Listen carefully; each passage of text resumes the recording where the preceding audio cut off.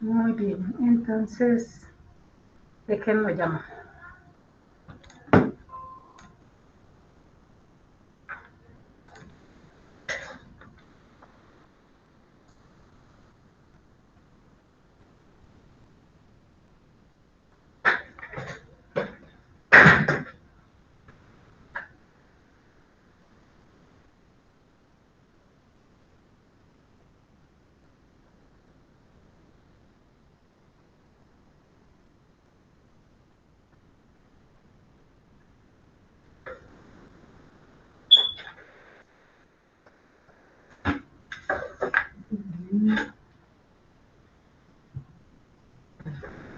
Sí, mira, sí. Entre... Aquí está ya, aquí ya estás con ellos, está el micrófono activado, está la cámara activada. Y mira, si quieres ponte aquí en la presentación. ¿Okay? Aquí ya está el...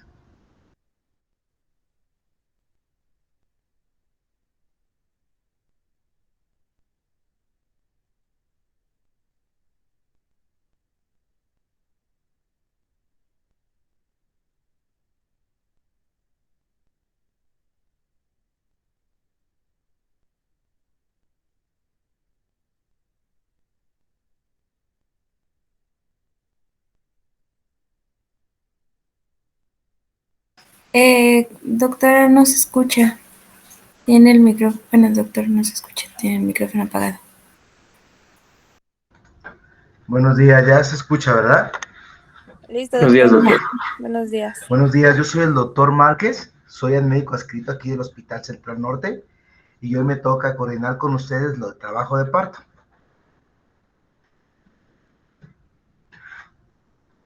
Sí está ya la presentación, ¿verdad? Sí. Sí. Sí, doctor. Muy bien.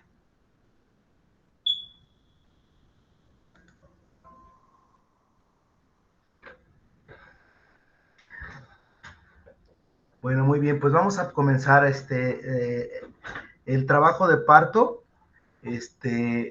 Bueno, desde la antigüedad, todas las culturas han manejado el trabajo de parto como uno de los procesos naturales de la mujer, que, pues que son lo que les ha ayudado a la procreación y a la preservación de sus culturas. Entonces, desde los egipcios tenían ya sus maneras de atención de parto.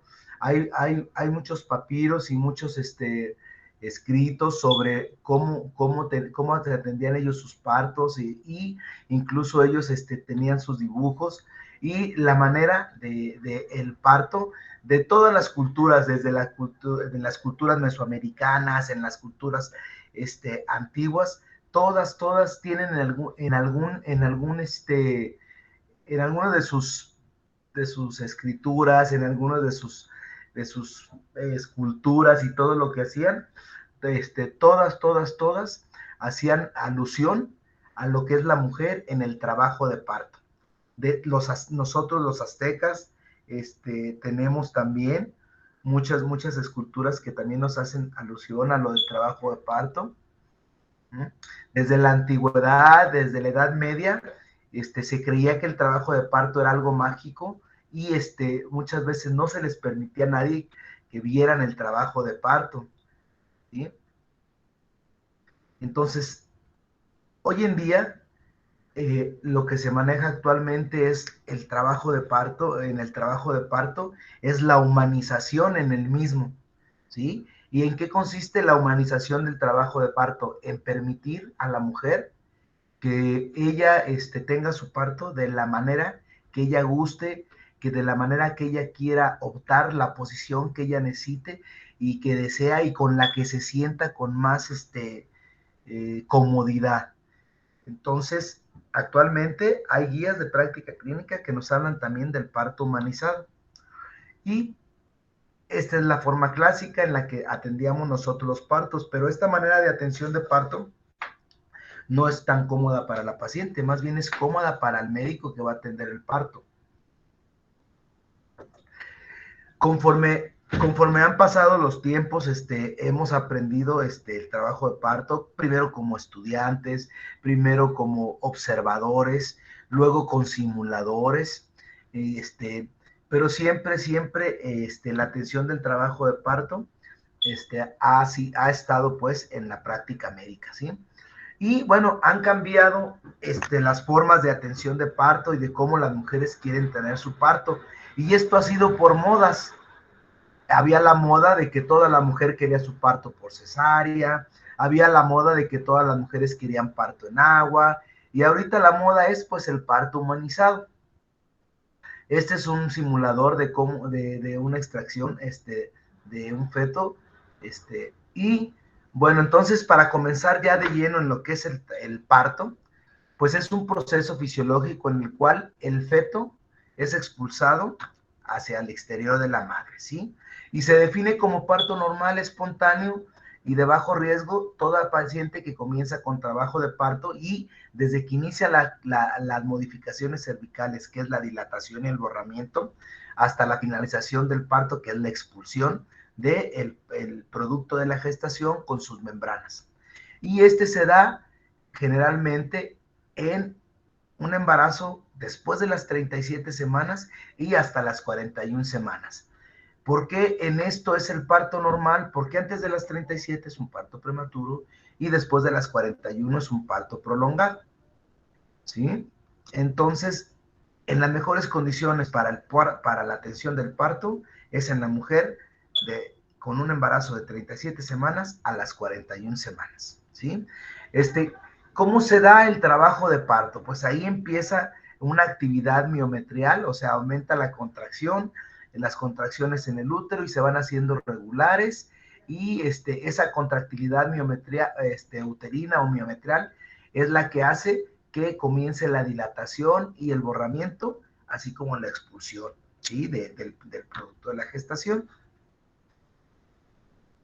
Entonces, la duración de un embarazo en una mujer, en los humanos, es de 280 días. Y nosotros en obstetricia la manejamos por semanas, que son las 40 semanas. Entonces, a las 40 semanas nosotros decimos que es un embarazo de término, ¿sí? Antes de las 36 se llama pretérmino o prematuro. De las 36.6 a las 42 es un embarazo de término, y después de las 42 semanas es un embarazo postérmino. ¿Qué influye en el mecanismo de trabajo de parto? Vamos a hablar ahorita todo lo que se nos refiere al trabajo de parto normal. Entonces, ¿qué influye? Pues influyen tres cosas, que son las fuerzas, el pasajero y el paso. ¿Qué quiere decir esto? Las fuerzas es la contractilidad uterina, el paso obviamente es el canal de parto y el pasajero es nuestro feto, ¿sí? Y es un proceso activo, no es un proceso pasivo, en el cual van a contribuir estos tres principios y la habilidad que va a tener el feto para atravesar la pelvis materna con éxito y lograr así el trabajo de parto. Las fuerzas, pues bueno, se va a generar por la actividad uterina. Estas fuerzas pues van a estar caracterizadas que van a tener una frecuencia, una intensidad y una duración. Y esto se va a ir valorando, la actividad uterina, con la palpación manual y con las técnicas externas que tenemos y las mediciones indirectas que tenemos nosotros para medir la presión intrauterina. La técnica externa, que es la tocodinamometría, es colocar el tocodinamómetro y para estar escuchando, para estar viendo la frecuencia y de las contracciones. ¿Qué ventajas tiene Bueno, pues que va a permitir una representación gráfica, y aparte del tocodinamómetro, con el otro, el transductor, vamos a escuchar frecuencia cardíaca fetal. ¿Qué son las desventajas de esta tocodinamometría? Pues que no nos va a dar una medición de la intensidad de la contracción por el tono basal que tiene, ¿sí? La que sí es directa, la que sí nos daría la manometría de la contracción es es el catéter que se introduce, es un transductor de presión, se mete a la cavidad uterina y por el cervix, pero esto pues solo se puede hacer solo cuando ya hay ruptura de membranas. Este sí muestra una intensidad de las contracciones y su desventaja es que, bueno, pues tenemos un riesgo de lesionar el útero, de que lo podamos perforar o que podamos propiciar una infección intrauterina. ¿Qué son las contracciones de Braxton Hicks? Estas son las que aparecen de forma espontánea y esporádica antes de que se presente el trabajo de parto. Estas no son rítmicas, su intensidad no va más allá de 25 milímetros de mercurio y se presentan en las últimas semanas antes de llegar a término las pacientes. ¿Sí? Esto es lo que se llama las contracciones de un falso trabajo de parto. La mayoría de las mujeres las presentan y esas se presentan mucho antes de que inicie el trabajo de parto. ¿Por qué? Porque son las que empiezan a regular contracciones, a que ese útero gestante inicie con contracciones. Probablemente esto se deba a la distensión que tiene ya el útero por el embarazo ya casi de término. ¿Cuándo vamos a hablar de una actividad uterina adecuada, que es la que nos va a ayudar a desencadenar el trabajo de parto? Pues cuando estas contracciones ya se hacen más constantes, que son de 3 a 5 en 10 minutos, que duran de 30 a 45 segundos y que tienen una intensidad promedio de 70 a 80 milímetros de mercurio. Estos se miden, las contracciones se miden en unidades Montevideo, que esto no es otra cosa más que la frecuencia media y la amplitud del tono sobre la basal. Eso lo vemos en el tocodinamómetro. La potencia media de las contracciones, en milímetros de mercurio, se multiplica por el número de contracciones que hay en un trazo que nosotros realicemos, y lo medimos en 10 minutos.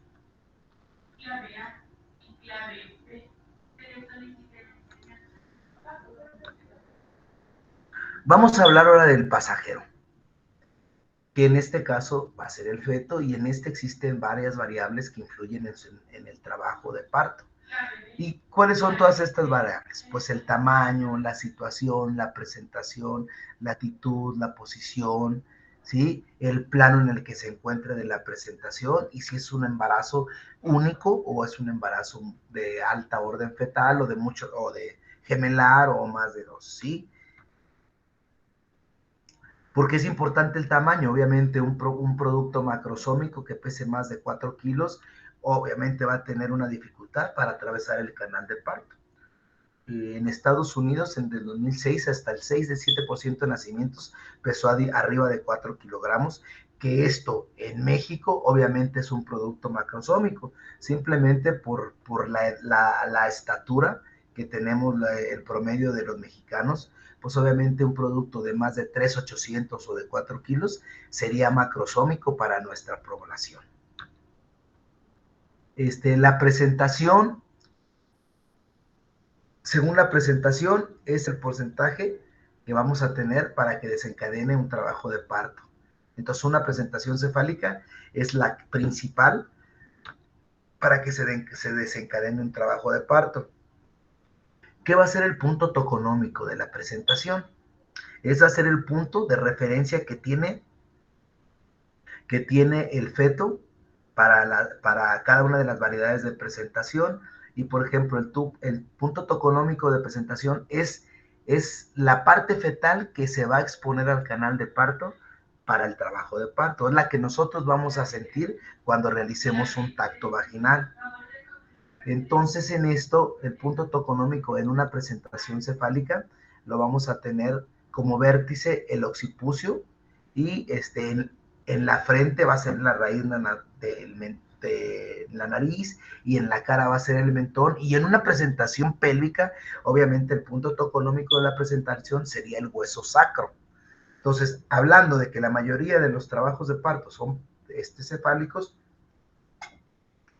nosotros vamos a tener como punto toconómico el occipucio, o sea, el hueso de la cabecita.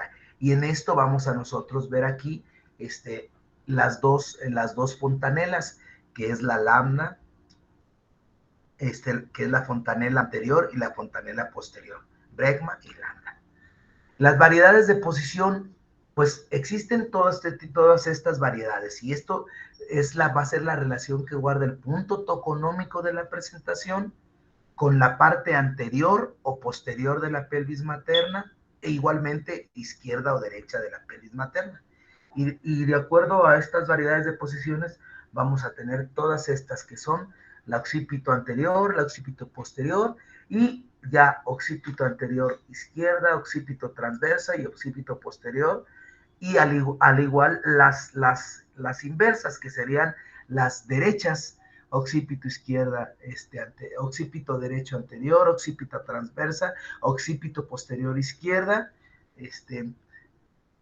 y todas estas variedades de posiciones van a ir en relación a el punto toconómico de la presentación, que es la manera en que se va a presentar, en que va a iniciar el encajamiento, ¿sí?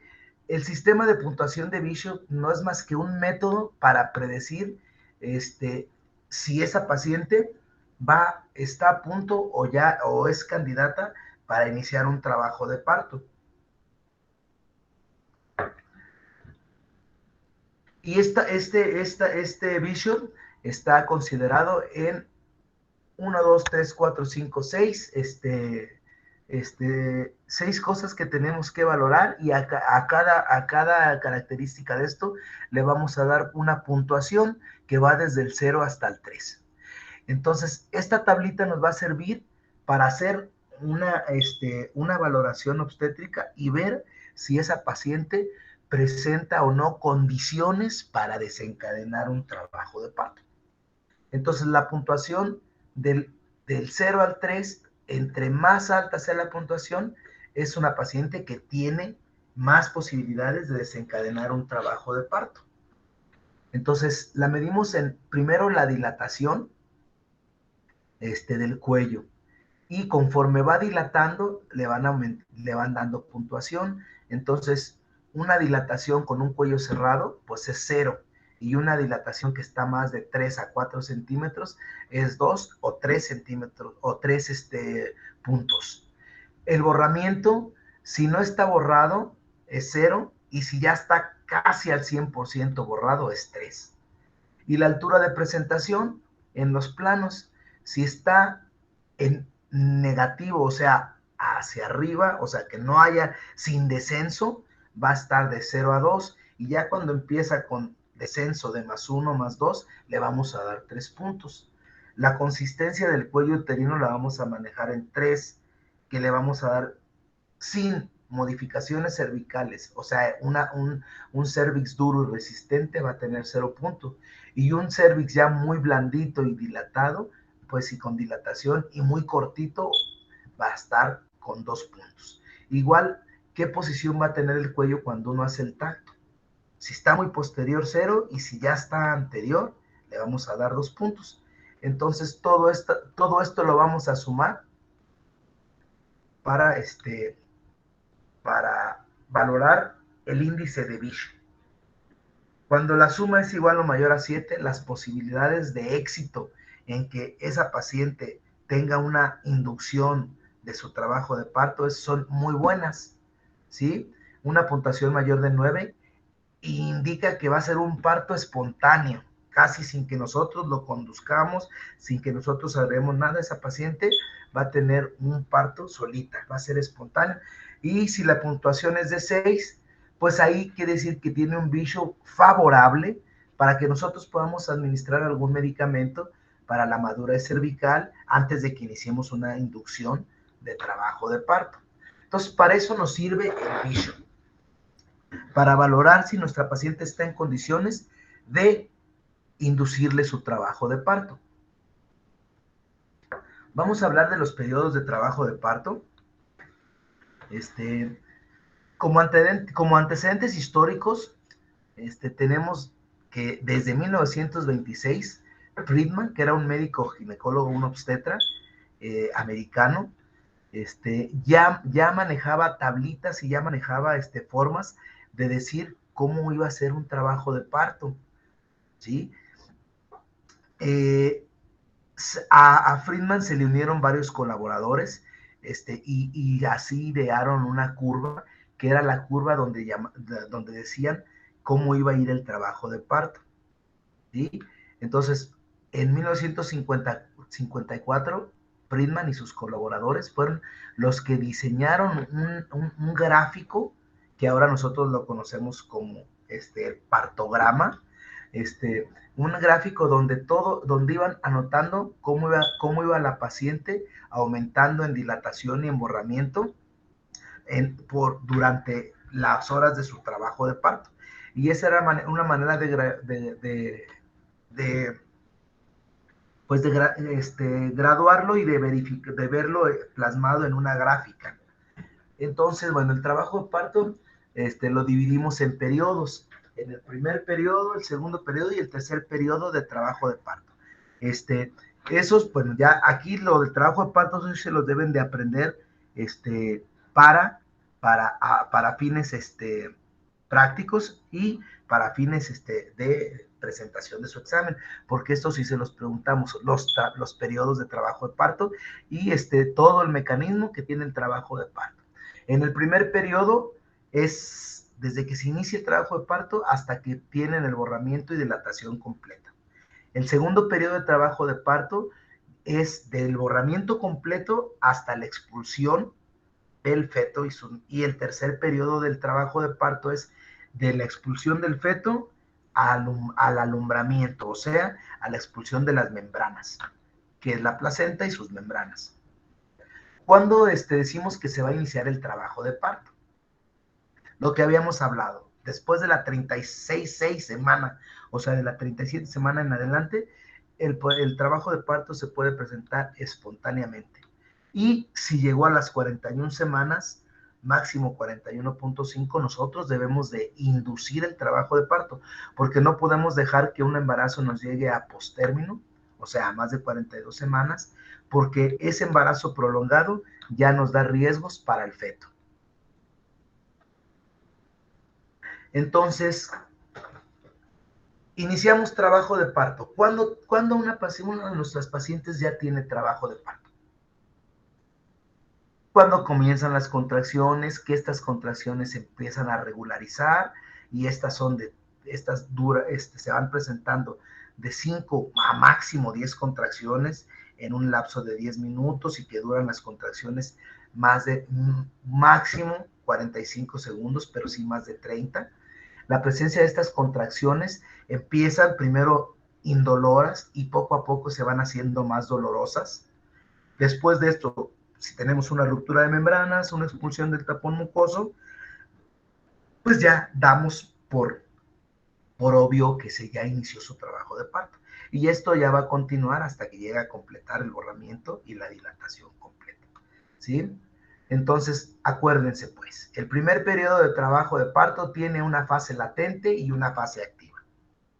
La fase latente comienza desde que la mujer embarazada ya inicia con contracciones hasta que ya empieza con una dilatación mayor de 4 centímetros, que actualmente nuestras guías de práctica clínica en el trabajo de parto ya no dicen 4 centímetros, ya dicen que es latente hasta los 5 centímetros. Una vez rebasando 6 centímetros de dilatación, es una fase activa.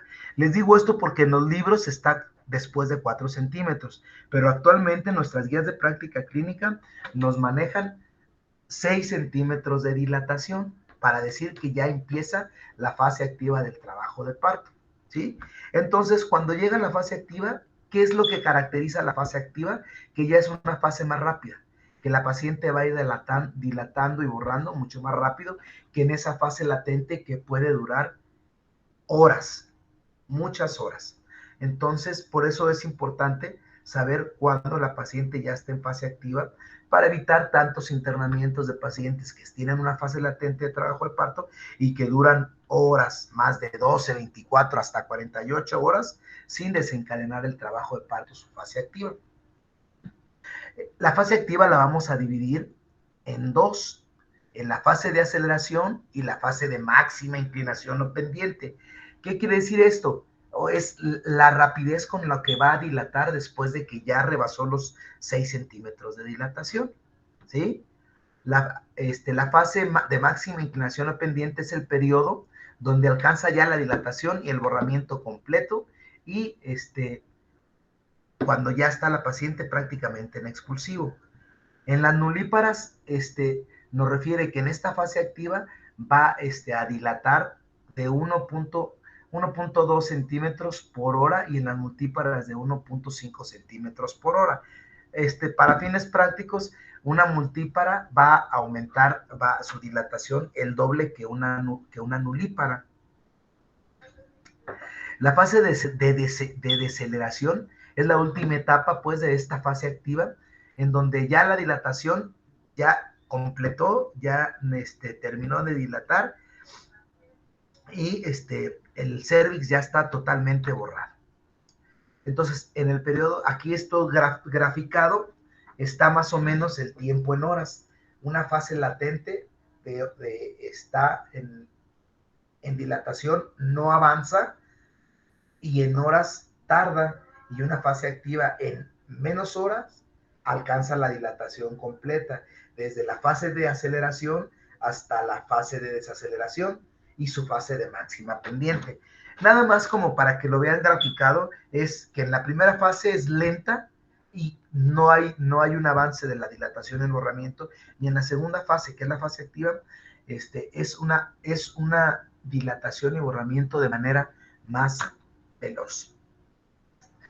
El segundo periodo de trabajo de parto es el intervalo que comprende de que ya dilató completamente el cervix y ya está descendiendo el producto, y se da una vez que se expulsa el feto, ¿sí? Este es el mecanismo como tal del trabajo de parto, ¿sí? Entonces, el mecanismo de trabajo de parto es primero el encajamiento, luego unos movimientos que hace la cabeza del feto para acomodarse en los diámetros mayores y menores de la pelvis para poder descender, que se llama asinclitismo. Luego viene el descenso, que es cómo baja de la pelvis media en la presentación y cómo hace una rotación interna el feto para después de que rota internamente, para juntar su diámetro más pequeño del feto con el diámetro más pequeño de la pelvis materna, para que pueda hacer una extensión. Una vez que hace la extensión, hace una rotación externa para poder expulsar la cabeza de la pelvis. Entonces, estos mecanismos de trabajo de parto se los deben de saber así por orden. Y tenemos una mnemotecnia para podérnoslos aprender, que se llama Frere. Si ustedes ven en la diapositiva, o sea, el asinclitismo es el movimiento que hace, pero los mecanismos como tal es encajamiento, descenso, flexión, rotación interna, extensión, rotación externa y expulsión. Que si ustedes se lo aprenden como Frere, con eso se van a aprender el mecanismo del trabajo de parto. Frere. Y así ustedes no se les va a olvidar una letra. Si se aprenden las iniciales de todas las letras, con que ustedes se aprendan Frere, ya de ahí van a ir sacando qué es la palabra y cómo va en orden ese mecanismo de trabajo de parto. El tercer periodo de trabajo de parto, que es la expulsión, que ya una vez ya salió el feto, es la expulsión de la placenta, que llamamos alumbramiento, junto con su cordón y sus membranas. Entonces, para el tercer periodo, que es el alumbramiento, pues lo primero tenemos que esperar es que se desprenda la placenta y luego que la expulse. Anteriormente decíamos que teníamos que dejar que la placenta saliera solita, pero ahora ya está comprobado que si nosotros somos una tracción suave y sostenida de las membranas y ayudamos al desprendimiento, esto nos disminuye el riesgo de que haga una atonía uterina, o sea, que no se contraiga el útero después de que salieron las placentas y sus membranas y nos empiece con sangrado. Entonces nosotros vamos a hacer una extracción suave y sostenida, o sea, no jalarlo, de tratarlo de sacar nosotros, sino más tenerlo así como traccionando leve y ya esperar que se expulse. Entonces, esta grafiquita también nos habla lo del tiempo que dura el trabajo de parto, de acuerdo a sus periodos, que es lo que habíamos visto hace rato, ¿sí?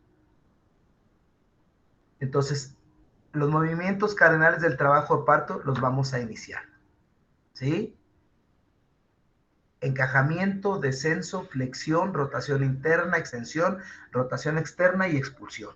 De la clase, ¿qué es lo que les debe de quedar claro? Es el trabajo de parto, sus periodos y estos movimientos cardinales que hace el feto para que sea expulsado. ¿De acuerdo? Entonces, vamos a ver de uno por uno, como se los expliqué ahorita rápidamente.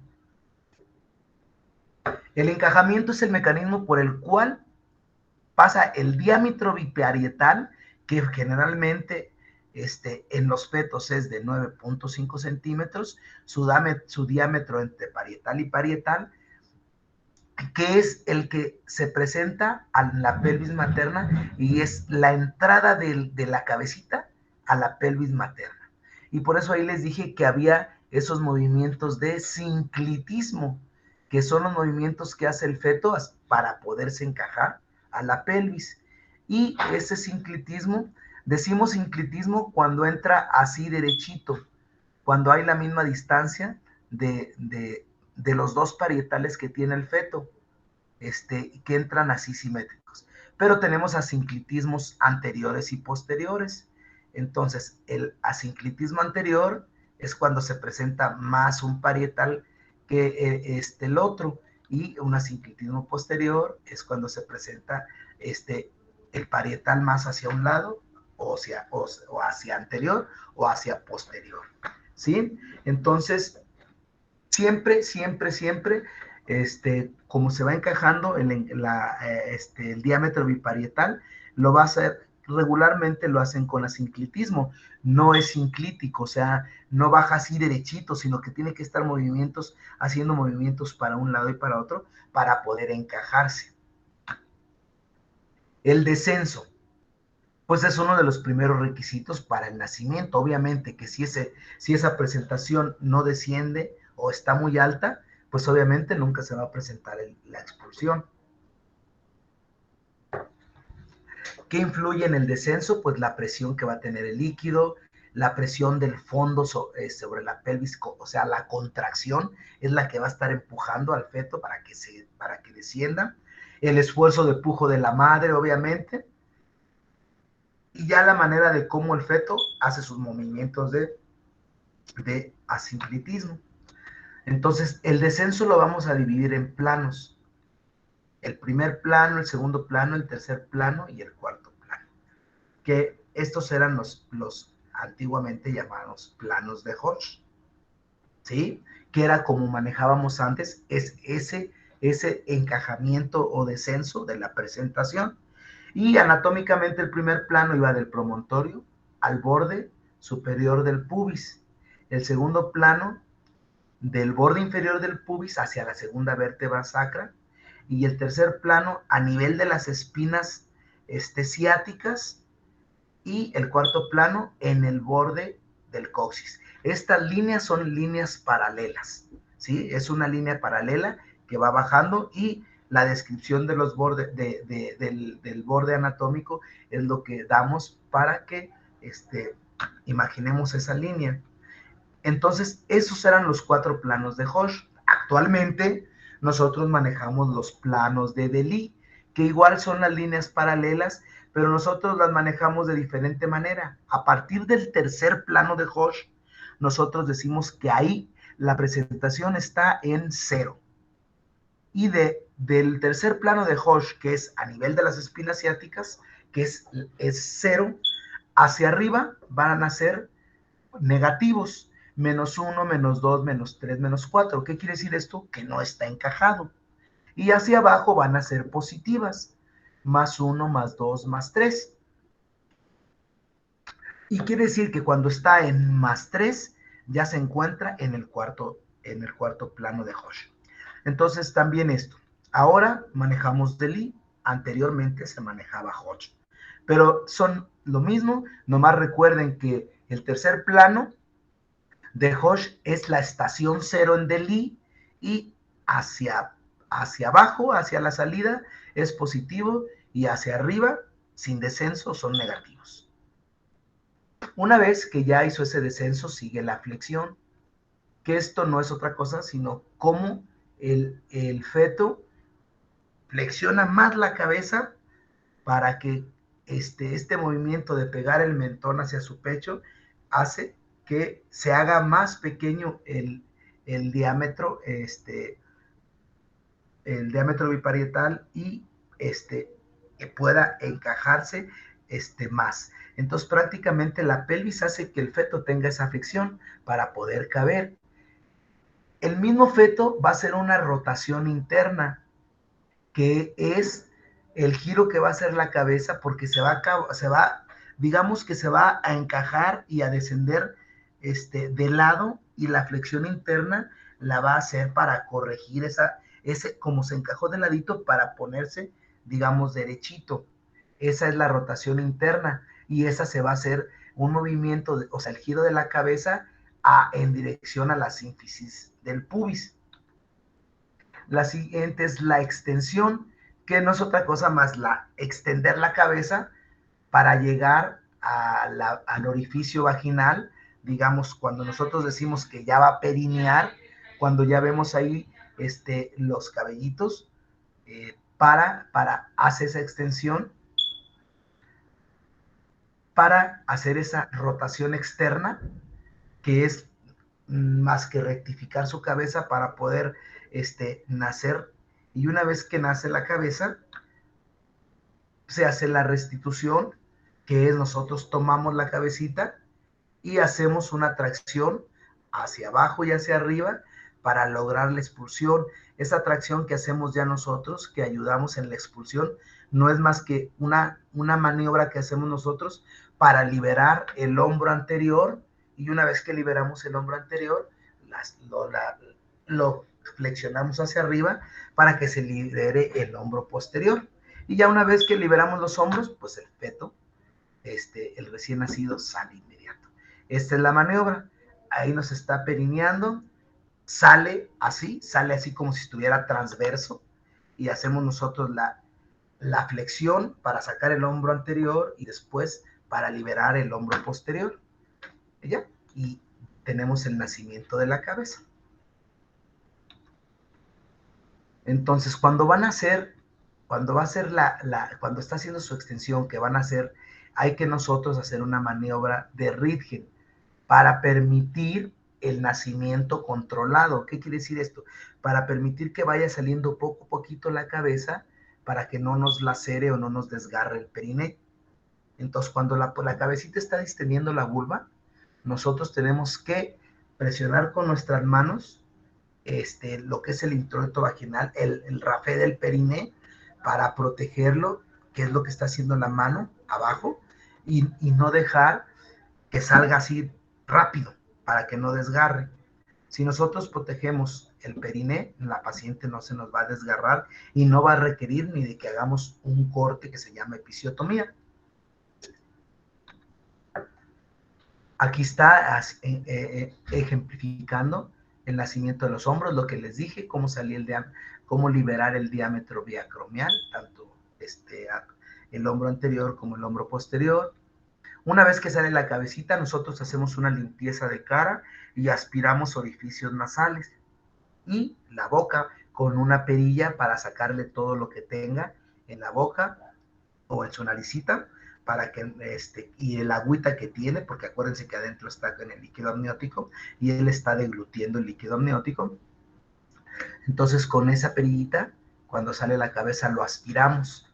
Si viene con circular de cordón, pues con nuestro dedo índice le liberamos el circular de cordón para que lo deje nacer más rápido. Y una vez que nace, nosotros hacemos ya un pinzamiento tardío. Antes nacía y rápido pinzabas el cordón, lo cortabas y se lo entregabas al pediatra. Ahora ya nuestras guías de práctica clínica nos dicen que debemos de hacer un pinzamiento tardío, que regularmente el pediatra te dice cuándo vamos a pinzar. Sale el bebé, tú lo sostienes, lo limpias, lo aspiras y el pediatra te va a decir pinzamiento tardío y ya él te va a decir, ya lo puede pinzar, doctor, y ya. Ustedes pinzan su cordón umbilical, lo cortan, ¿sí? Y lo entregan. Y llegamos al tercer periodo, que el tercer periodo es la expulsión de la placenta y las membranas. Cuando ya salió el bebé, hacemos esa tracción sostenida del cordón umbilical, esperamos que se desprenda la placenta, que se forme un hematoma retroplacentario, y cuando ya sientes que sale la sangrita y se te viene el cordón, pues es que ya viene la placenta.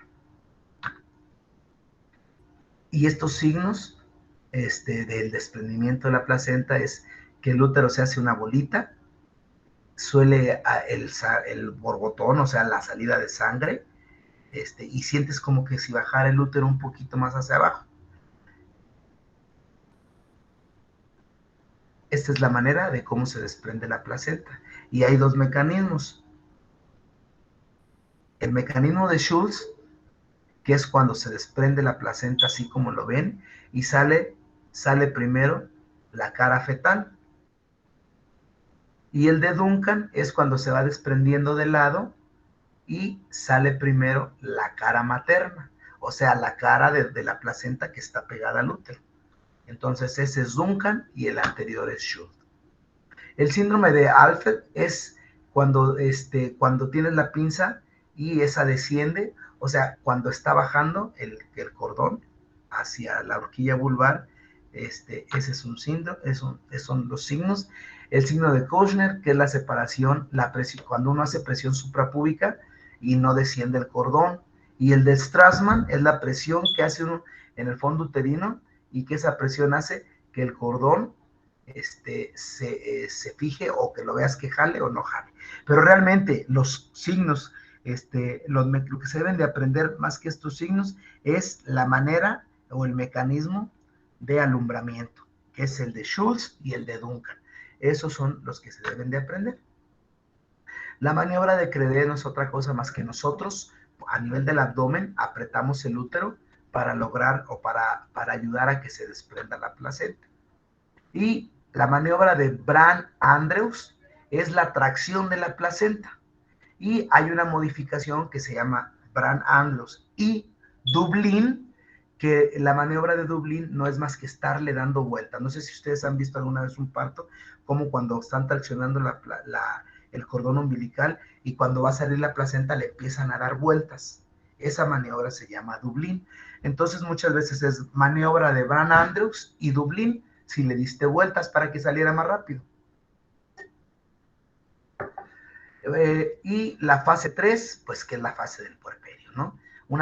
Inmediatamente después del parto y la primera hora es la fase del puerperio inmediato y ahí tenemos que hacer una revisión cada 15 minutos del sangrado y del útero contraído en la primera hora. ¿Por qué? Porque esto nos lo marcan las guías de práctica clínica para estar al pendiente que esa paciente no vaya a presentar una hemorragia obstétrica. Revisamos membranas, placenta, cordón, ¿sí? Ver que el útero esté contraído. Vemos inmediatamente el apego madre a hijo, que es el contacto piel a piel. Inmediatamente le damos el bebé a la mamá y ese contacto piel a piel y esa búsqueda que va a hacer el recién nacido para buscar la lactancia materna va a ayudar también a que se contraiga más el útero. Y así es como terminamos nuestra tercera fase del alumbramiento y el puerperio inmediato. Muy bien, pues eso sería, jóvenes, lo que es, doctores, lo que es los mecanismos del trabajo de parto, que es lo importante que se deben de quedar en de esta clase, es los mecanismos de trabajo de parto, los planos, y los periodos. ¿Sí? Sí, doctor. Sí, doctor. Sí, doctor. No,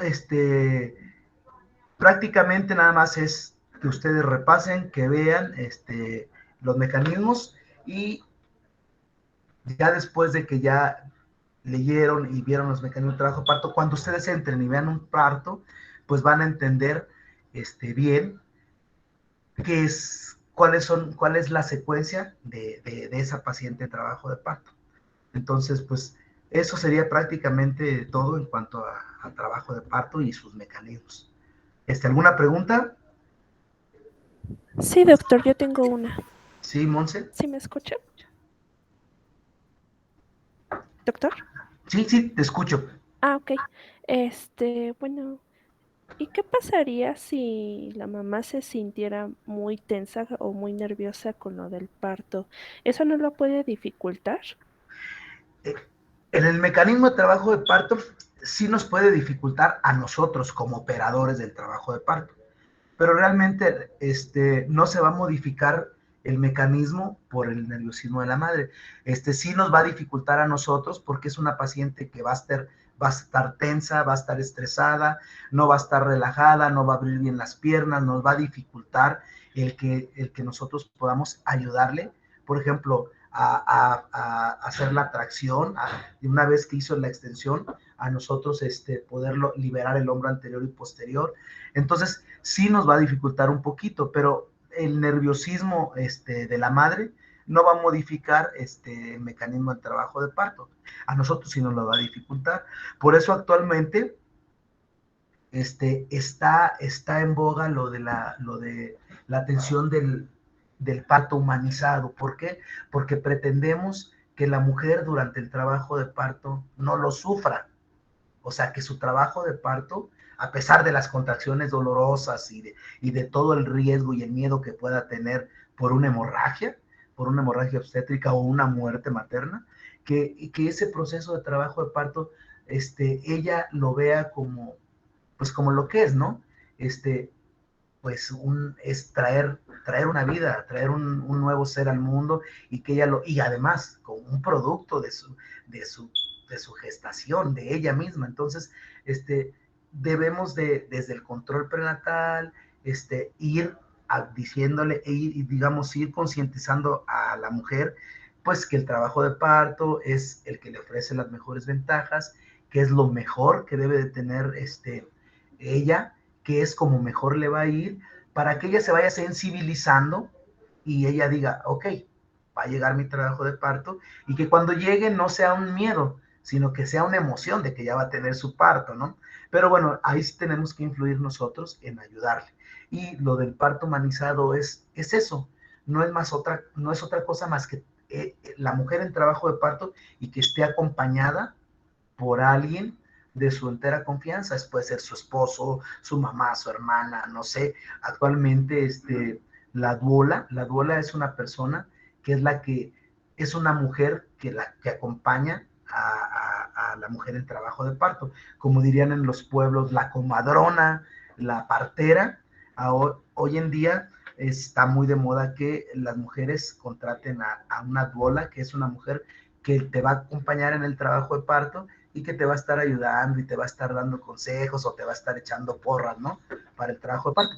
Pero eso es lo que se pretende, que se acompañe el trabajo de parto, para que no sea un estrés, sino para que sea un trabajo de parto en el cual la paciente, no digamos que lo disfrute, pues, porque va a tener dolores, y el expulsar el feto, obviamente, pues que no es así como que, ay, que lo más bonito, ¿no? Pero que sea una manera en que ella lo viva de la manera más, digamos, cómoda y más, sin temor, sin miedo. Pero bueno, esa es la idea de hoy en día, la atención del parto humanizado. Y eso es lo que pretende, que la mujer se sienta acompañada, que la mujer no tenga miedo porque está al lado de su pareja, apoyándola, y viendo, ¿no? Cómo va evolucionando su trabajo de parto. Pero pues sí, en teoría, no dificulta el trabajo, no interfiere en los mecanismos del trabajo de parto, pero sí te dificulta en la manera de cómo vas a vigilar y operar ese trabajo de parto. ¿De acuerdo, Monse? Sí, doctor, muchas gracias. Muy bien. Entonces, no sé si la doctora Landero ahorita los quiera tener conectados para una siguiente. Doctor, yo tengo otra pregunta, perdón. ¿Sí?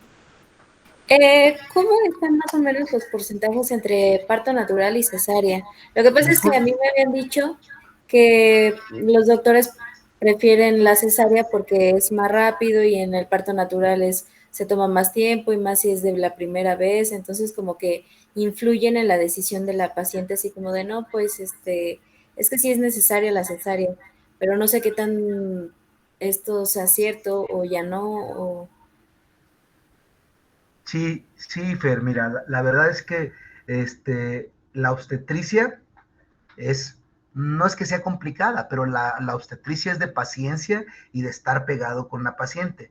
Entonces, un ginecólogo particular que no trabaja en una institución o que tiene otras ocupaciones o que tiene que programar su tiempo para ir a trabajar o para dar consulta o para atender un parto, obviamente que para esa persona va a ser más fácil programar una cesárea e incluso para las pacientes, ¿no? Actualmente la mujer hoy en día es un profesionista que tiene un trabajo, que labora en una empresa o que es médico o que es abogado.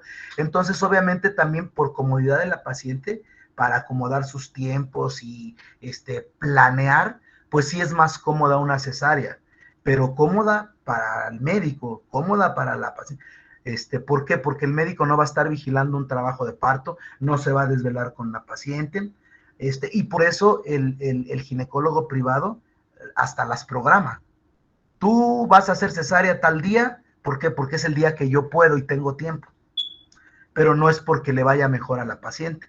Realmente eso es una manera de cómo acomodar sus tiempos y de cómo es una manera cómoda, pues, porque vigilar un trabajo de parto, pues es estar ahí pegado con la paciente y es estar vigilando que vaya evolucionando y avanzando bien. Entonces, obviamente, pues no todos los obstetras o no todos los ginecólogos particulares van a estar ahí pegaditos con su paciente en el trabajo de parto. Pero la realidad es esa, que es una conveniencia y es una comodidad. Pero hoy por hoy y toda la vida va a ser mejor un parto que una cesárea. Ofrece menos morbilidad, o sea, menos riesgos de complicación que un parto normal. ¿Que se va a presentar en un parto normal alguna complicación? Claro que se va a presentar, pero tiene más riesgos que se presente alguna complicación en una cesárea que en un parto, ¿sí? Entonces, esa es la razón. Sí, doctor. Y bueno, una aproximación de cuánto van de cesáreas a partos naturales aquí en México, de casualidad, ¿no sabría? Es por institución, por institución y por hospitales. Realmente, Salubridad tiene más partos que cesáreas. El índice de cesáreas, según el hospital, el nivel de atención que tiene el hospital es el índice que va a tener. Por ejemplo, un hospital de tercer nivel que ve todos los casos complicados, pues obviamente va a tener un índice de cesárea mayor al 70%, ¿sí? Entonces, la mayoría de los hospitales privados, su índice de cesárea es del 80 al 90%. O sea, prácticamente el parto es porque ya les llega casi naciendo el bebé. Pero realmente el índice de cesáreas en México, en las instituciones, está elevado. La mayoría rebasa el 50%, ¿sí? Sí. Pero pues debe de ser menor al 35 para el 40. Ya un 40% ya es un índice elevado en porcentaje en cesáreas. Pero pues la realidad en México es que sí está aumentado el índice de cesáreas en los hospitales. Pero te digo, va a depender del tipo de hospital y demográficamente el lugar donde sea. ¿De acuerdo? Muchas gracias. Pues muy bien, ya está aquí el doctor Garduño que quedó pendiente con la clase de control prenatal, creo que no terminaron ayer. Entonces, bueno, pues los Sí, dejo doctor, yo con gracias. el doctor, y pues muchas gracias por su atención y les vamos a hacer un examen, de las clases para ver si están todos atentos.